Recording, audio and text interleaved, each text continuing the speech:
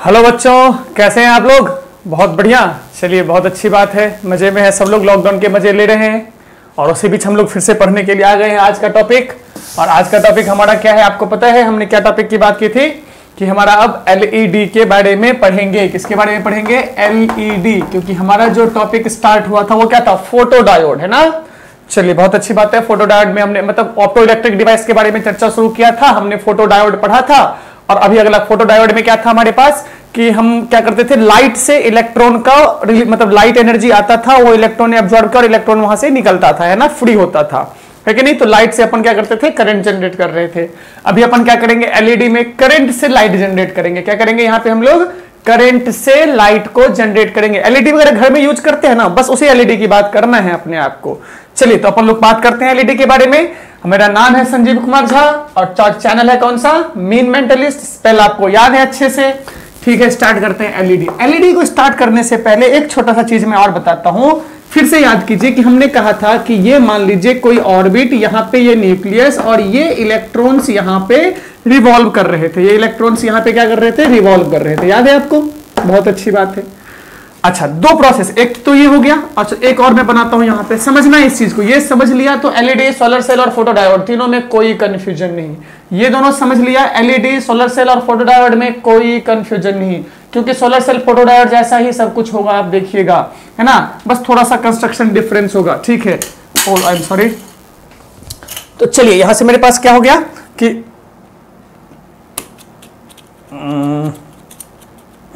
चलिए, यहां पे हमारे पास क्या है, इलेक्ट्रॉन्स घूम रहे हैं। यहां पे भी ये इलेक्ट्रॉन्स घूम रहे हैं, ये इलेक्ट्रॉन्स यहां पे रिवॉल्व कर रहे हैं, ठीक है। बहुत अच्छी बात है।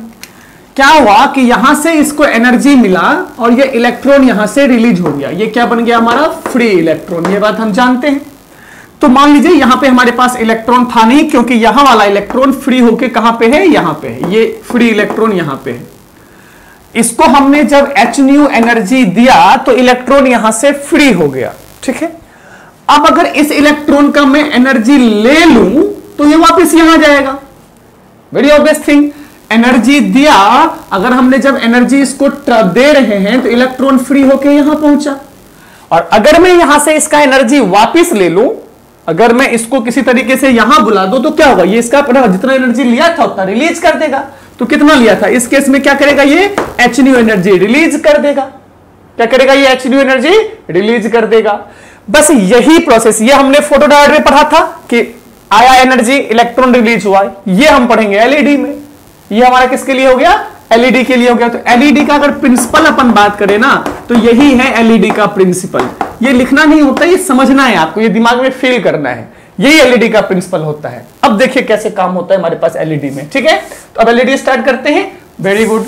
अच्छा, एक चीज और जान लेते हैं इसी से हमारे साथ क्या होता है कि VI characteristic of photo diode, वो भी जान लेते हैं। वीआई कैरेक्टरिस्टिक वो समझ लेते हैं, इंटेंसिटी डिपेंडेंसन। वैसे आप यही चीज वीआई कैरेक्टरिस्टिक जो यहां पढ़ रहे हैं आप एटम न्यूक्लियर में भी पढ़ेंगे इस चीज को, है ना।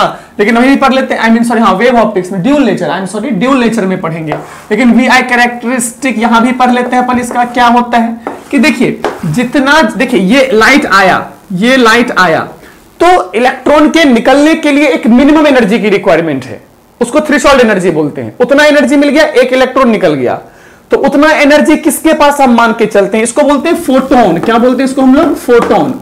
तो क्या हम मानते हैं कि एक फोटोन का मतलब एक इलेक्ट्रॉन, एक फोटोन का मतलब एक इलेक्ट्रॉन, दो फोटोन दो इलेक्ट्रॉन, तीन फोटोन तीन इलेक्ट्रॉन। तो अगर मैं फोटोन इंक्रीज करूं तो नंबर ऑफ इलेक्ट्रॉन्स इंक्रीज होगा, तो हमारा क्या होगा? करंट भी इंक्रीज होगा। तो नंबर ऑफ फोटोन को इंक्रीज करने का मतलब होता है इंटेंसिटी ऑफ लाइट इंक्रीज करना। क्या मतलब होता है ये?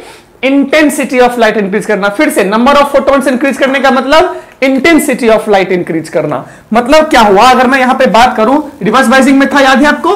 अगर मैं इस पे बात करूं तो हमने क्या किया, जैसे मान लीजिए एक ये ग्राफ ले लेते हैं, दूसरा हमने एक ये ले लिया, और तीन में तीन से ही काम बता देता हूं आपको, बहुत अच्छी बात है। ये V और चलिए इंटेंसिटी और करंट की बात कर ले, तो चलिए मान लेते हैं किसको अपन बढ़ा रहे हैं, यहां पे मान लेते हैं, चलिए इसका नाम हमने दे दिया क्या? इंटेंसिटी 1, इंटेंसिटी 2 और इंटेंसिटी 3। तीन इंटेंसिटी की बात कर रहे हैं, I1 I2 I3 पे। तो यहां पे क्या होगा हमारा, और हम इसकी इंटेंसिटी की बात कर ले तो हमारा I1 जो होगा वो ग्रेटर देन होगा I2 से, ग्रेटर देन होगा I3 से। इंटेंसिटी 1 बड़ा है इंटेंसिटी 2 से, और इंटेंसिटी 2 बड़ा है किससे? इंटेंसिटी 3 से। तो इसके जिसका इंटेंसिटी ज्यादा उसमें ज्यादा नंबर ऑफ इलेक्ट्रॉन्स, और जिसमें ज्यादा नंबर ऑफ इलेक्ट्रॉन्स उसमें क्या होगा? हमारा ज्यादा करंट बनेगा। चलिए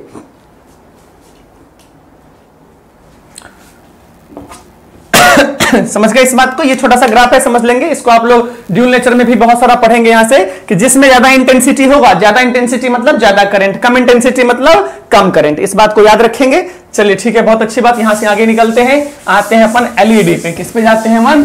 एलईडी पे। प्रिंसिपल याद रहेगा ये, एटम का इलेक्ट्रॉन्स का निकलना और फिर वापस वहां पे जाना। तो चलिए एलईडी में बात करते हैं। सबसे पहला काम तो क्या? फर्स्ट चीज तो फॉरवर्ड बाइजिंग होगा। फर्स्ट चीज क्या होगा? फॉरवर्ड बाइजिंग। ठीक है।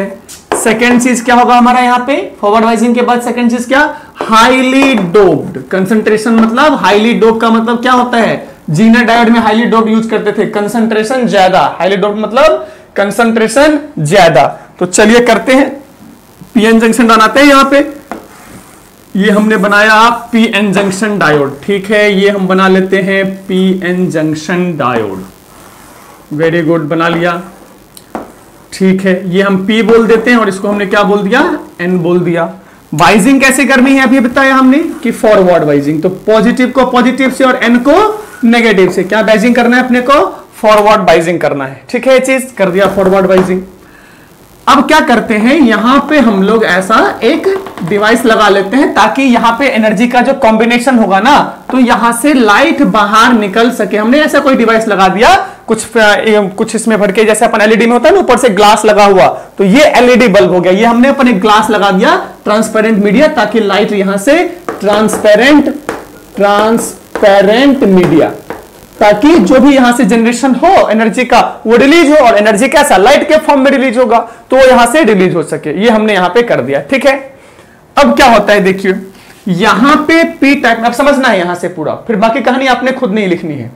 अब क्या होता है कि यहां से पी टाइप पे क्या होता है कि इसमें मेजोरिटी कौन है? होल्स मेजोरिटी में है, और माइनॉरिटी में कौन है? इलेक्ट्रॉन। माइनॉरिटी में कौन है? यहां पे इलेक्ट्रॉन्स है कि नहीं है?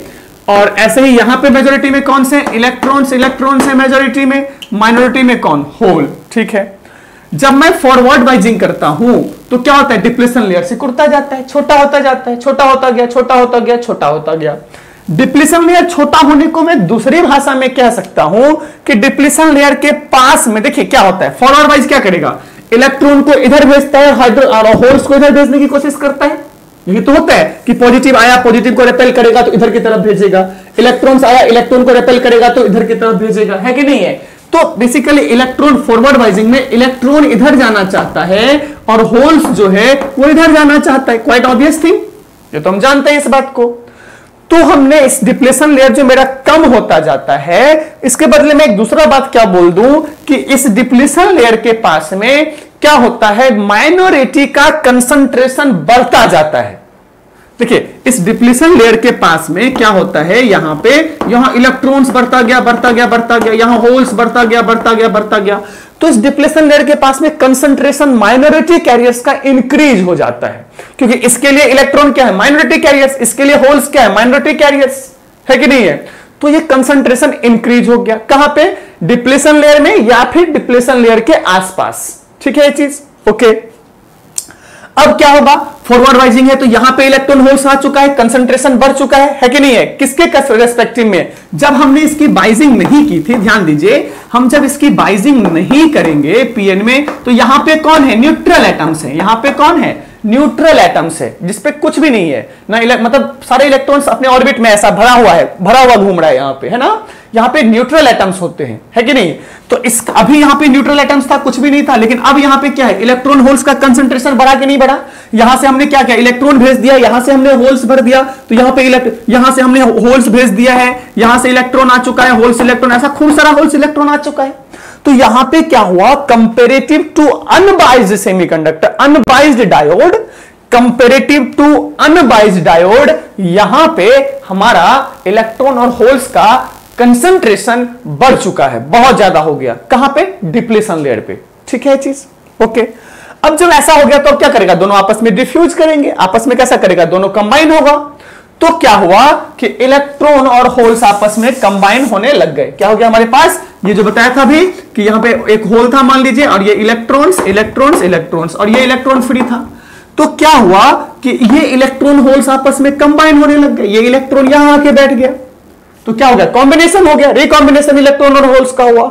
और जैसे अगर ये इलेक्ट्रॉन यहां आना चाहता है, जैसे यहां से यहां जाने के लिए इसको एनर्जी चाहिए था, तो अगर ये वापस यहां से यहां आना चाहता है तो इसको एनर्जी रिलीज करना पड़ेगा। तो इसने अपना रेस्पेक्टिव एनर्जी रिलीज कर दिया।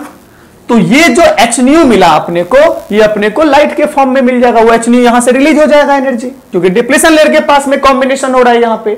तो इससे क्या होगा हमारा, ये क्या जाएगा हमारे यहां से hν एनर्जी जो अपने दिया था वो अपने को बाहर मिल गया, वो लाइट के फॉर्म में रिलीज हो जाएगा। यही एलईडी होता है, यही काम है एलईडी का, ऐसे ही काम करता है एलईडी। समझे इस बात को? अच्छा ठीक है।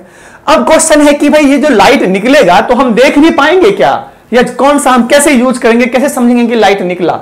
तो देखिए देखना जरूरी नहीं है, ये प्रिंसिपल आपको तो समझ में आया कि एनर्जी रिलीज हुआ और एनर्जी लाइट के फॉर्म में यहां रिलीज होगा, ये तो समझ में आ गया है कि नहीं है।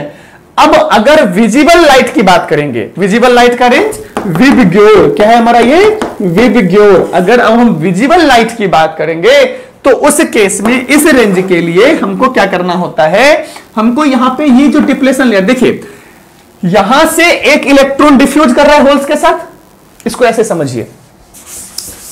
देखिए क्या है कि ये एनर्जी ग्राफ पढ़ा हुआ याद है आपको, है ना, स्टार्टिंग में ही पढ़ा था हमने। यहां से क्या था, ये इलेक्ट्रॉन था और यहां होल्स था। तो ये इलेक्ट्रॉन यहां क्या कर रहा है, होल से मिल रहा है इसको। तो इस इलेक्ट्रॉन को इस होल से मिलने के लिए क्या हो गया था, देखिए इलेक्ट्रॉन इस होल से मिलने के लिए पहला वाला केस जो था, जब इलेक्ट्रॉन को निकलना है तो उस टाइम पे कुछ एनर्जी हमने दिया। कितना एनर्जी दिया, इस एनर्जी गैप के बराबर का ही तो एनर्जी देना पड़ेगा। तो यहां जो हमने इसको एनर्जी दिया था, यहां पे जो इलेक्ट्रॉन्स थे इसको हमने एनर्जी कितना दिया था, एनर्जी गैप के बराबर, जो कि इक्वल था hν के, एनर्जी गैप के बराबर जो कि इक्वल था hν के। तो ये इलेक्ट्रॉन रिलीज होके इलेक्ट्रॉन फ्री बन गया, ठीक है। अब ये इलेक्ट्रॉन यहां से क्या, अब अगला केस क्या बन गया, यहां से ये इलेक्ट्रॉन जो था हमारा, अब ये इलेक्ट्रॉन यहां पहुंच चुका है और यहां से एक होल यहां पहुंच चुका है। अब ये इलेक्ट्रॉन वापस इससे रिकंबाइन होना चाहता है, तो इसको यहां आने के लिए इतना सा एनर्जी रिलीज करना पड़ेगा। कितना, इस एनर्जी बैंड गैप के बराबर का एनर्जी रिलीज करना पड़ेगा। तो जब ये वापस यहां आएगा उस टाइम पे कितना एनर्जी रिलीज करेगा भाई, फिर से एनर्जी गैप के बराबर का एनर्जी रिलीज करेगा, जो कि hν होता है, जो कि कितना होता है hν। तो अगर हमको विजिबल रेंज की बात करनी है तो ईजी जो गैप होता है वो 1.8 वोल्ट से, I mean 1 energy band gap की बात कीजिए तो ये जो पोटेंशियल बैरियर होता है 1.8 वोल्ट के से ज्यादा का रेस्पेक्टिव हम लेते हैं, 1.8 वोल्ट के रेस्पेक्टिव एनर्जी गैप से ज्यादा का लेते हैं, क्योंकि इससे ज्यादा वाला जो होता है ना हमारे पास 1.8 से 3 वोल्ट तक आप बोल दीजिए, यहां तक का जो होता है ना हमारे पास वो विजिबल रेंज का होता है। क्या होता है हमारा, ये विजिबल रेंज का लाइट एमिट करता है, समझ गए। यहां से यहां इस रेंज में जो एनर्जी बैंड गैप का होता है सेमीकंडक्टर, वो हमारा विजिबल रेंज का लाइट रिलीज करता है। तो अगर इतना है तो विबग्योर का इसमें से कोई विजिबल लाइट रिलीज करेगा, इससे कम या ज्यादा है तो क्या होगा, इंफ्रारेड और अल्ट्रा, क्या बोलते हैं अल्ट्रावायलेट रेज या इंफ्रारेड की बात करेंगे, इंफ्रारेड निकल जाएगा और हम यूज करते हैं इंफ्रारेड का। तो इंफ्रारेड लाइट निकलेंगे, हम नहीं देख पाएंगे लेकिन लाइट तो इमिट होगा, लाइट तो इमिट होगा। लेकिन हम जो घरों में यूज करते हैं वो इस रेंज का यूज करते हैं, 1.8 से 3 तक के बीच के रेंज का हम लोग यूज करते हैं, ताकि अपने को विजिबल लाइट्स यहां पे मिलता जाए। समझ गए इस बात को, अच्छे से समझ गए, चलिए बहुत अच्छी बात है। अब बात करते हैं कैसे काम हो गया एलईडी का, समझ में आ गया। ये हमने अलग से लगाते हैं ऑप्टिकल डिवाइस कि यहां पे कुछ ना कुछ हो जाए, इसमें हम लोग कुछ कंपाउंड वंपाउंड डाल देते हैं उससे, ताकि होता है ना ग्लोइंग ग्लोइंग हो जाए अच्छे से, है ना, ताकि उसका आपस में वो क्या बोलते हैं उसको स्कैटरिंग हो, काफी ग्लोइंग हो जाए लाइट, इसके लिए काम करते हैं। अब बात है कि एलईडी का यूज क्या है, इंपॉर्टेंस क्या है ना। अब क्या है इसका इंपॉर्टेंस, तो इंपॉर्टेंस ऑफ एलईडी समझिए। इंपॉर्टेंस क्या होता है, ये जो मैंने कहानी बताया है ना, इसको आप एक बार अपने वर्ड में तो लिख ही ले, बाकी नोट्स में डाल दूंगा डिस्क्रिप्शन में, लेकिन आप खुद के वर्ड में भी इस कहानी को एक्सप्लेन कर ले तो अच्छे से समझ में आ जाता है ये चीज, है ना। और ये पूछ सकता है आपसे 2 मार्क्स में क्वेश्चन, ये सब इसमें से कुछ भी पूछ सकता है, सोलर सेल पूछ ले, एलईडी पूछ ले, या फिर फोटोडायोड के बारे में पूछ ले, कुछ भी पूछ सकता है 2 मार्क्स का। इंपोर्टेंस देखिए क्या होता है, सबसे पहली चीज तो क्या हो गया, ये सबसे पहली चीज होती है क्या कि देखिए क्या होता था आजकल एलईडी का एनर्जी सेविंग होता है, बहुत ही ज्यादा एनर्जी सेविंग होता है। एनर्जी सेवर मतलब क्या हुआ एनर्जी सेवर का कि पुराना वाला लाइट जो होता था ना, एडिसन वाला बल्ब, जो एडिसन बल्ब है, उसमें क्या होता था कि पहले फिलामेंट हीट हो रहा है, फिर वो गर्म होकर लाइट शो कर रहा है, तो कुछ ना कुछ एनर्जी हीट के फॉर्म में वो डिस्ट्रॉय कर देता था। यहां पे कोई हीटिंग वीटिंग का केस है ही नहीं, यहां पे कोई एनर्जी लॉस नहीं, बहुत ज्यादा एनर्जी पावर सेवर होता है। एनर्जी सेवर मतलब या फिर अपन पावर सेवर की बात करते, बहुत ज्यादा। आप देखते हैं कि भाई एक 3 वाट का, आप 3 वाट का एलईडी बल्ब से बिजली बिल चेक कीजिए, और 10 वाट, आप मान लीजिए कि 20 वाट का आप एक एलईडी बल्ब लीजिए, और क्या बोलते हैं वही 10 वाट का आप कोई एडिसन बल्ब लीजिए, तो बहुत बिजली बिल का डिफरेंस आता है। एडिसन बल्ब में बिजली बिल ज्यादा आता था, क्यों इलेक्ट्रिसिटी बिल? क्योंकि उसमें हीटिंग इफेक्ट बहुत ज्यादा होता था, एनर्जी लॉस होता था। यहां पे नो लॉस ऑफ एनर्जी, समझ गए? इसका क्या होता है कि इसका रेंज जो है ना, इसका अच्छा, इसमें ये मोनोक्रोमेटिक लाइट देता है। क्या देता है हमारा ये? मोनोक्रोमेटिक लाइट रिलीज करता है। एलईडी से हमको क्या मिलता है? मोनोक्रोमेटिक लाइट रिलीज करता है। चलिए, एलईडी से हमको क्या मिलता है? मोनोक्रोमेटिक लाइट मिलता है। बेसिकली इसको क्या बोलते हैं कि 300 से 500 के बीच के वेवलेंथ का लाइट, इतना एंगस्ट्रॉम इसके बीच के वेवलेंथ का लाइट रिलीज करता है एलईडी। 300 से 500 एंगस्ट्रॉम के बीच के वेवलेंथ का लाइट रिलीज करता है एलईडी, तो वो अप्रोक्सीमेट मोनोक्रोमेटिक ही होता है। मोनोक्रोमेटिक मतलब सिंगल फेज होना चाहिए, सिंगल कलर होना चाहिए, है ना, सिंगल वेवलेंथ, मतलब ये बहुत सिंगल कलर सिंगल फेज की बात करते हैं, तो इस बीच तक के रेंज का हमारा होता है एलईडी से, तो इसको मोनोक्रोमेटिक बोल सकते हैं। ठीक है, चलिए, बहुत अच्छी बात है। इसके बाद इसका क्या होता है? लॉन्ग लाइफ, बहुत दिन टिकता है ये लॉन्ग लाइफ।